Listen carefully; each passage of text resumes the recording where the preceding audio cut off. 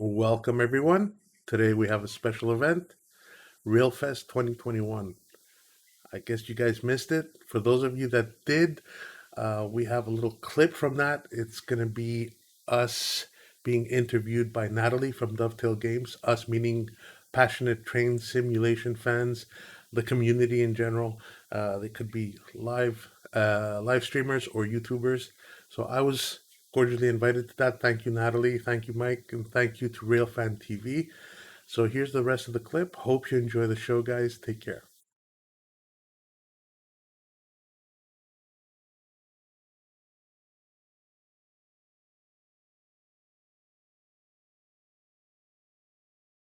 When I was very young, I used to love watching the original Thomas and Friends series. My dad one day took me to the Beardhants Railway for the first time, and I saw an actual live steam engine. I think it was Bodmin. First saw my first ever live steam engine, and I just wanted to see more. So I guess that's where it all started, really. And then I just decided I just love trains. I love the technology on them, and they're fascinating and beautiful.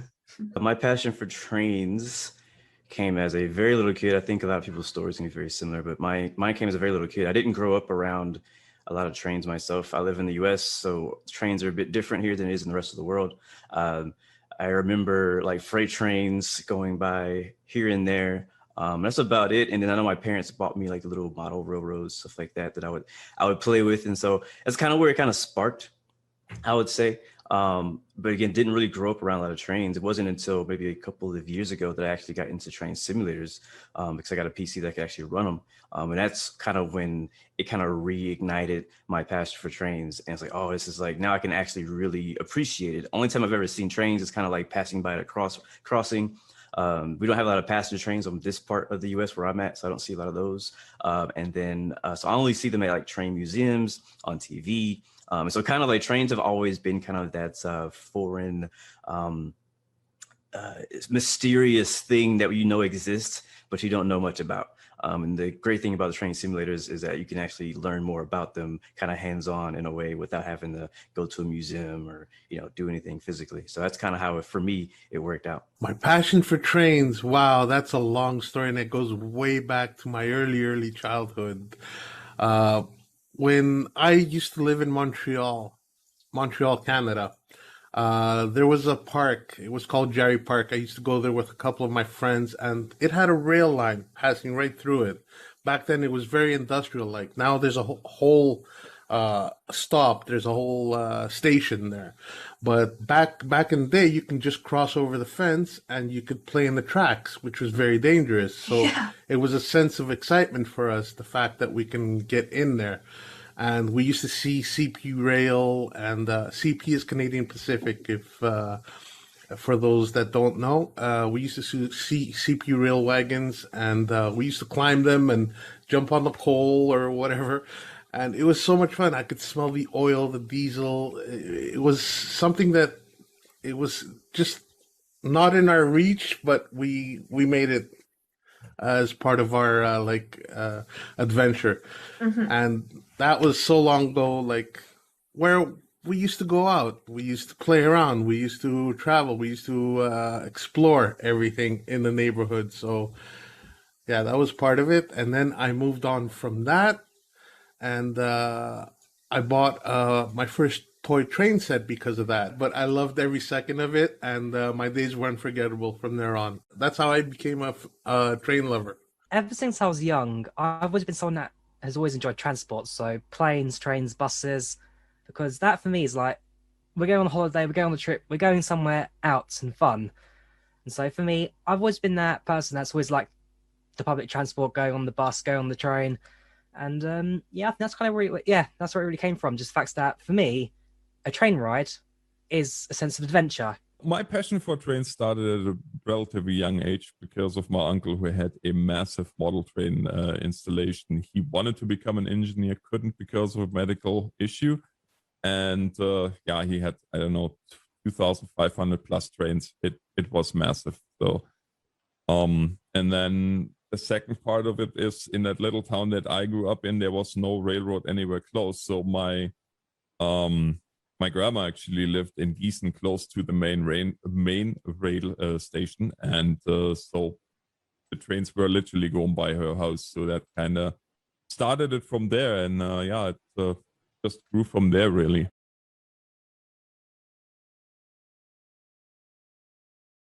It was, again, only a couple of years ago that I got into actual train simulators on my PC. And I think what kind of sparked that was just kind of the availability of it. And then as well as the technology has progressed. I've actually played train simulators before, way back in the past, but they were just never at the quality of a game that I appreciated. For me, I'm a big gamer. Visuals are huge for me. I love stuff that looks pretty, but also works very well and very realistic. I have a flight simulator background, and so I'm very into the details and how the systems work, stuff like that. And so when I heard a train simulator came out, which was actually for me, Train Sim World, because I knew Train Simulator existed, but it was like, Windows only, and it was, you couldn't really, access wasn't there as much as the newer Train Sim. So I got into that and enjoyed it, and I loved to kind of explore into different trains. And yes, I loved learning the intricacies on how they work. What is the railway system like? Like I never knew anything about any of those things, and I was always curious. What's the red light? What's the double yellow or the white? Whatever, you know what I'm saying? Learning the signals, learning how the trains work, the speed limit, stuff like that. It's definitely a different style, and then technology catching up. And having a bit of a prettier picture as well, making it look a bit nicer. For me, I love taking screenshots. I'm a big visual person. So that's kind of, for me, what kind of attracted me back into train simulators was, I guess, the technological advancement in train simulator community by itself. So the very first train simulator I ever had was the original Microsoft train simulator back in 2007. I think I started really using that. And, well, back then I was like 7 years old. So for me, it was just, oh, look, a train on the screen, you press a button and it goes. The Accelerator Express was my favorite on that one. But I guess the first train simulator that I kind of got more kind of hands-on was the Trains 2009, which for me was like, well, the routes were pretty good, but the editor on that also very fun. Build your own routes, build your own railway lines, that kind of stuff. And then when Dovetail Games Train Simulator 2012, I think it was, came out, so I got on the disc somewhere, that was probably the first sim I really sat down and properly learn about train controls, how it all works, how it all handled. And so, yeah, throughout Train Simulator 2012 to 2018, that was like my main go-to sim. All the routes, everything was really fun. And then Train Sim Worlds kind of just took what I enjoyed already, but completely changed it around. Like, instead of, like, you're in a cab, got a few controls to click around. In Train Sim Worlds, it's a proper hands-on, full-on, like, you can now move this level, you can move this, and that happens. Like, as train simulators develop over the years, it's become so much better. It's the kind of the appeal of driving something that you don't drive in real life, or that you don't have the chance to. And when back in, what was it, 2001, I think, was the Microsoft, and that was really where it started for me, with that very first Microsoft train simulator, which was nowhere near as refined. But I started in a way playing it again because of my uncle, because he, just to show him, that was kind of my gateway into the simulators. I started train and flight pretty much at the same time. And I have to be honest, train sim back then, I tried it, but I was always on arcadey settings and whatnot, because I had really not enough knowledge of what it really was about. So, but yeah, it started there, and then it just grew and grew from there. With every iteration that came afterwards, a more advanced rail simulator, I kind of got more and more into the how and why. And then, of course, the interesting part of that was you have all these different railroads, and you have all these different rules with different signaling rules. And, well, you know it yourself, right? The UK has a completely different signaling rule than, let's say, the German main signals, or what we have here in North America with our single head signals. So that was kind of the appeal for me, and getting more and more involved with it. My dad actually found a game called Microsoft Train Simulator, which is very old, and he showed me, and I spent most of my time after school on my dad's computer. I used to be an arcade fan, so I used to go down to the arcades in downtown Montreal, and there were all kinds of arcade games, pinball machines, but there were only two games that I could play that had any sense of simulation. There was a driving game where you had to go by the code, the driving code, and there was another one that was an airplane simulator where you had to actually land the plane. That was the only thing you can do, just land the plane properly. I ended up landing 747s, and I go, you know what? I'm the only one playing this game. Nobody else is playing it. So, yeah, that's where I realized that I'm a true diehard simulation fan. Trains came up to me because of my early childhood and the fact that Rail Simulator had come out by Electronic Arts back in 2007, I think, which was not that great. And then Train Simulator came out, and that's when I started going crazy. I gotta play this game. So I got my first potato PC. I got an Intel Core Duo processor. It was the E8400. An AMD graphics card, the HD 4770. That's old school. And 4 gigabytes of RAM. And trust me, that game did not run well. It wanted more. And then Train Sim World came out, and I blew my mind. I went to another upgrade. And here we are, Train Sim World 2, and I'm in heaven. I'm flying right now.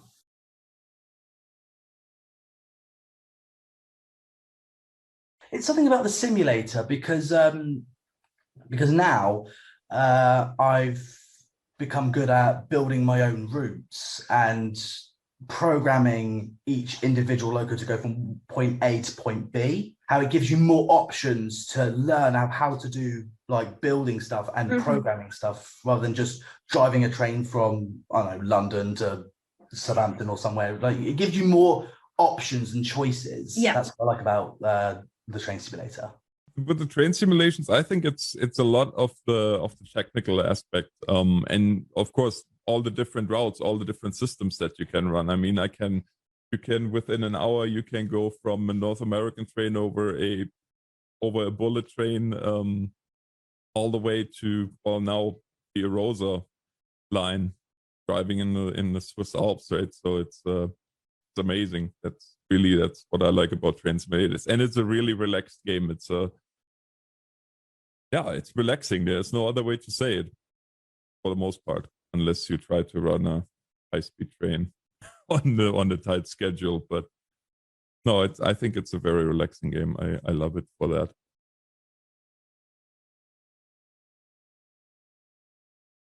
My favorite part about the community is, well, the train simulator community, is that everyone's very friendly and everyone has the same idea. Everyone's creative and everyone loves sharing their creativity to other people, and they share their skills to other people as well. So they sort of like switch it around and they share a lot as well. And that's what I like about it, where people are just so creative and they just show what kind of skills they have. It's amazing how like, not just like, this is not just a guy's thing. Everyone can enjoy. So it doesn't matter how old or how young or what gender you are. Anyone can enjoy this, and that's what I love about it. The support and the conversations that has to be had. I mean, if I ever get stuck with something or I don't quite understand how something works, like you jump on Discord, you jump onto the Facebook group, whatever, you drop a message down and you get helpful feedback like, oh, try this, try that. And generally they'll give like the workarounds to how this thing works, why that happens. And so with the community, again, the support aspect to it. So I need help, I go ask someone can help me. That makes my day, kind of thing. And so the support definitely is a big key factor. And even just the general conversations as well. So, for example, I don't do too many US drives in train simulators, but a lot of people do. And some of the stories they may have, like some of the routes they talk about, some of the locos they have. I mean, I don't know what GP38 is, but through train simulator conversation, I've now probably know every little aspects of the diesel locomotive in the US that pulls freight around the CSX routes. And so it's that conversation that you can have that you learn stuff from, you hear stories, you hear new things, and you go out and try it yourself. So definitely the support and the conversations that you can have around it. My favorite thing about the train simulator community is that people are kind of all out to help each other, honestly. When I first, because again, I come from more of a flight sim and other types of games. When I first posted my first train simulator video, which was about 2 years ago from us doing this recording, I got so much really good feedback from the train simulator community. And most of it was just like people helping me out, telling me this is how it actually works. It wasn't like they were coming at me saying, oh, you're so stupid for doing this. Like, they came at me like actually helping me. And that's something I really always look forward to in any community, is a community that's kind of welcomes you in, like, all right, this guy is new and it's okay that he's new. Let's teach him. Let's, kind of help build him, help grow him into, a better train simulator or a better rail fan, stuff like that. So that's one thing, my favorite thing is just the support that you get from the community. If you have a question, you could just post a question out there and somebody be like, yeah, this is how you do that, or this is how this works. This is when not to do this. If you have a question about safety systems, there's usually somebody out there that could help you figure out how to work those safety systems, or about steam trains or whatever that may be. The support and the knowledge that I get from the members that share anything you may inquire about, whatever query you have, they're ready to jump on the gun and answer you in the most respectful manner. They welcome people of all ages. Like, you could be a diehard fan from 7 years old all the way up to 80 years old, and they just welcome everybody. It's really cool.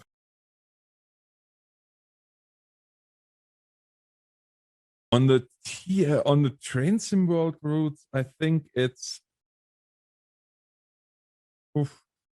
any of the Schnellfahr, like any ICE 3 track is pretty much, I don't know, I find myself always coming back to the ICE. It's as in my humble opinion, one of the most beautiful trains ever built. And I do like the technical aspect of having those trains go fast. And I'm afraid that's going to change, though, once the first steamer comes out. That's kind of what I'm waiting for, like so many others I know. And I find myself, I have to be honest with you, lately I find myself spending an insane amount of time on the Arosa.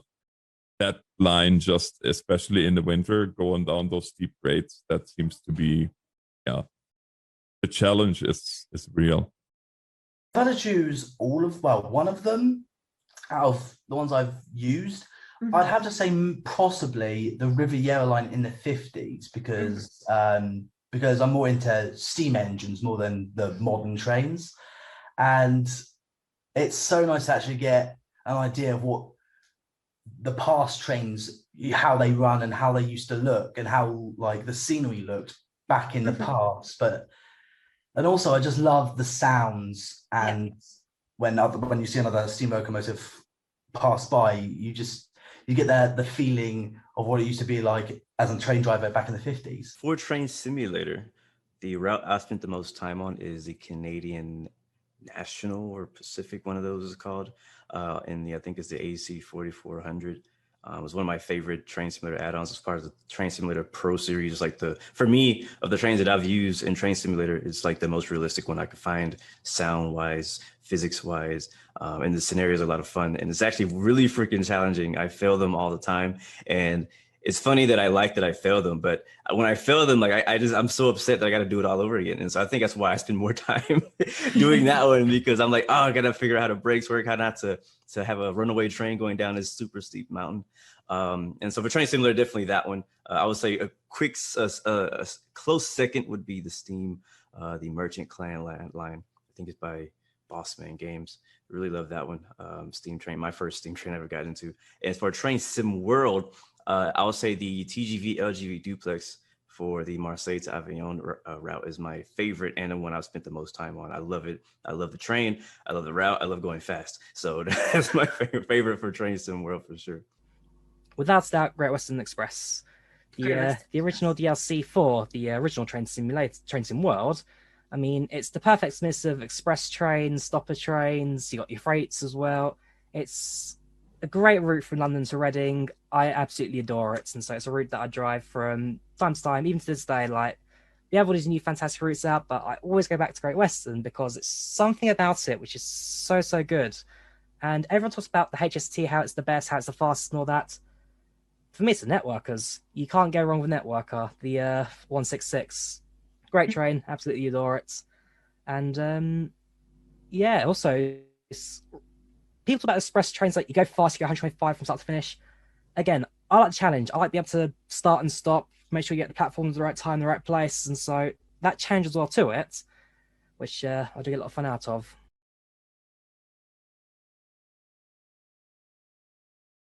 I would have to recommend Train Sim World for somebody who's never done it. I feel like it's definitely more user friendly. The UI is more user friendly. It's more friendly in general for new people who are getting into train simulators. It gives you kind of a taste of what it's like. It has a decent amount of DLC now, not as much as Train Simulator, but I'll definitely recommend them get into Train Sim World. And it kind of, from there, it depends on what their interest is. Everybody comes from different parts of the world where they're used to different types of trains. Like I said, I'm from the US. So for me, I automatically kind of gravitate towards freight because that's what I usually see, because that's what the US is mainly known for, is having a ton of freaking freight routes.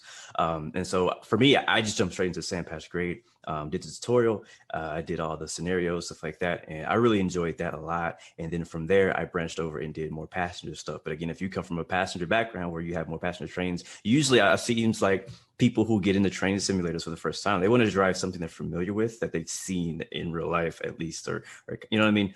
And so like if you're interested in the high-speed train, because there's a high-speed train that rolls through your town all the time, you're probably gonna hop on the ICE. If you're interested in, if you're from London or somewhere that has an underground route, you might hop on the Bakerloo line, something like that. So I would definitely recommend Train Sim World. Always take your time, because when you're learning something new, right, you're not going to be good at it straight away. Just give the game a chance, because there's a lot of tutorials in the game to show you what control does which, and it's very what's that word? You can learn a lot of new things